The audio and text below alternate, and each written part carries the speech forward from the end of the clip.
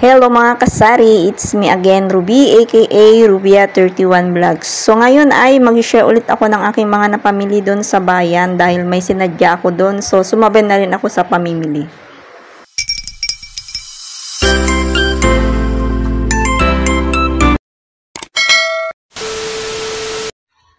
So ayan guys, ito yung aking mga napamili doon sa bayan. Nagpunta ako doon para may nilakad na napaka-importante. And para hindi masayang yung aking paglabas-labas, sabay na rin akong namili ng mga dagdag paninda para pangbawi man lang dun sa aking pinamasahe guys. So bumili ako dyan ng mga ayan, mangga. Tapos meron din pagkain ng aming pusa. Meron din kalamansi guys. And nagpunta rin ako ng Robinson dahil dun ako nakakabili ng mga ganitong paninda na laging hinahanap ni customer. Meron tayong mga gamot, Biogesic, Newsep, and BioFlu, tapos Medicol. Then meron din tayong mga binili na mga napkin. So nagkakalaga ng 400 plus yung aking binayaran dun guys. And ito yung ating mga napkin na binili ko. Yung Charmy na 8+1.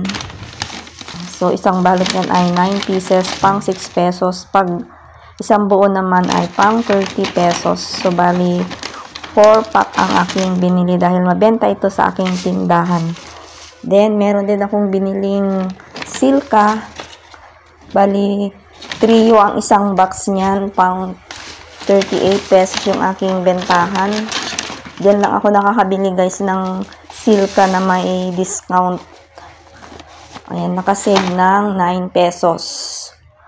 Ayan, bali, 3 box yung aking binili. Then, 9 na piraso. So, yung aking matutubo dyan guys ay 57 pesos. Then, next naman, dito tayo sa ating black na eco bag. Meron tayong dalawang Skyflex, pang 8 pesos ang aking bentahan. 5 kahan ng Mighty Green, 2 Marlboro Red. 10 piraso ng Riches, pang 12 pesos.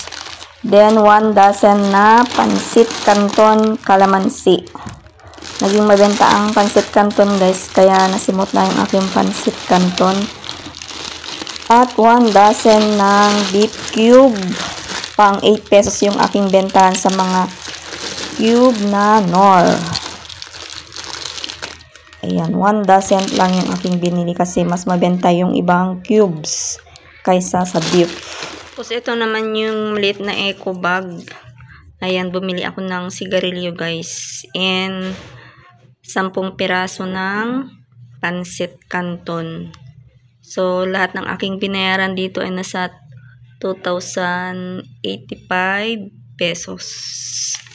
Ayan yung Marlboro Black, Chesterfield, Marlboro Blue, and Mighty dun sa ilalim. Tapos, merong Pansit Canton. Ito yung laman ng eco bag. Ayan, kapiranggot na sa 2,000 plus na. Ayan, nakakaloka na yung halaga ng pera guys. Ito na lang yung mabili ng 2,000 plus. Mahal kasi yung sigarilyo. So, ayan lahat yung ating napamili. Tapos, ito naman yung ating mga napamili dun sa palengke guys. Dumaan ako dahil bumili ako ng ulam namin, tilapia, at saka hipon. Ihawin ko ito guys. Then, meron din akong gulay na talbos ng kamote. Then, meron akong 2 tray ng itlog. Bali, 230 ang isang tray. Pang 9 pesos ko pa din. Medyo malaki naman siya, guys. Ayan. Pag bumibili ako, tinitignan ko maigi kung maayos ba yung itlog. Siyempre, tignan din natin para huwag tayo manisi ng customer natin kung malapit ng pabulok. At saka nung isang araw, napanaginipan ko na yung aking mga panindang itlog ay bugok na daw guys. Kaya paggising ko kaninang umaga, tinignan ko isa-isa. Sabi ko, ano ba yung napanaginipan ko? Na itlog daw na aking mga paninda ay nabugok na. Kaya ayan, natatawa ako habang tinitignan ko yan. Kasi ayan niya lang yung naiwan sa akin. Ilang piraso na lang yan. Ayan, nilalagay ko dito sa ibabaw para mabenta na agad. Kinilatis ko muna kung hindi ba bugok. Kasi mapapansin mo naman pag ganyan na hindi na kaaya-aya yung kulay, alam na bulok na talaga. Guys, dumating yung ating mga delivery ng tubig.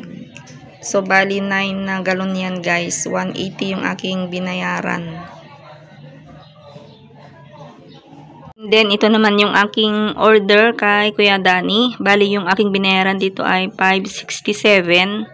Ang order ko sa kanya, 3 apple na seso. Nagkabaliktad yung kanyang binigay. 3 mango. Tapos, iniiwasan kong magpa-deliver ng ganitong mango guys. Kasi yung aking 2 anak ay pag makita nila na yung may mango dun sa ref na seso, discolored, simot agad. Ngayon wala tayong magawa, kundi hayaan na lang. Pabalik-balik siya, nakakalimutan niya. Hapon na. Tapos, sa kanya dineliver. Tapos, mali pa yung binigay niya. Nakakaloka naman. Ayan yung Coca-Cola na maliit. So, yung bentahan ko sa mga sesto ay pang 12 pesos. Tapos, itong Coke na maliit ay pang 12 pesos naman. Bali, yung puhunan nito guys ay 180 ang isang case. A few minutes later. Tapos, habang ako ay nag-edit ng aking video, dumating si rider ng Shopee. Ayan. So, share ko lang sa inyo guys. Ito yung aking rechargeable lights. Nabubulol na naman. Basta yun na yun. Ayan. Nakasaksak na siya. Bali, 32 cm ito guys. Yung haba nito. 127 kasama na yung shipping fee. Ayan. Umilaw din. Kasi magagamit ko ito pag nag-live ako. Dahil medyo madilim yung harapan ng aking tindahan. Kaya bumili ako ng ganitong ilaw. Ito rin yung toothbrush na na-order ko sa Shopee. Bali, 2 balot. Pang 15 pesos. Ang ganda nitong toothbrush na ito guys. Parang Colgate yung ano niya, pagkagawa. Pero iba yung pangalan. Ayan, malaking matubo ito guys kasi 118 lang yung aking bili dito sa 2 dosena na toothbrush. Beneficious ang kanyang pangalan. So, ayan guys, dito na nagtatapos yung ating vlog for today. Magpa 5 o'clock na guys. And kung bago ka sa aking channel, huwag kalimutang i-like, comment, share, and subscribe, and click the notification bell para ma-update ka sa aking mga susunod pang mga video. See you in my next vlog. Happy selling mga kasari!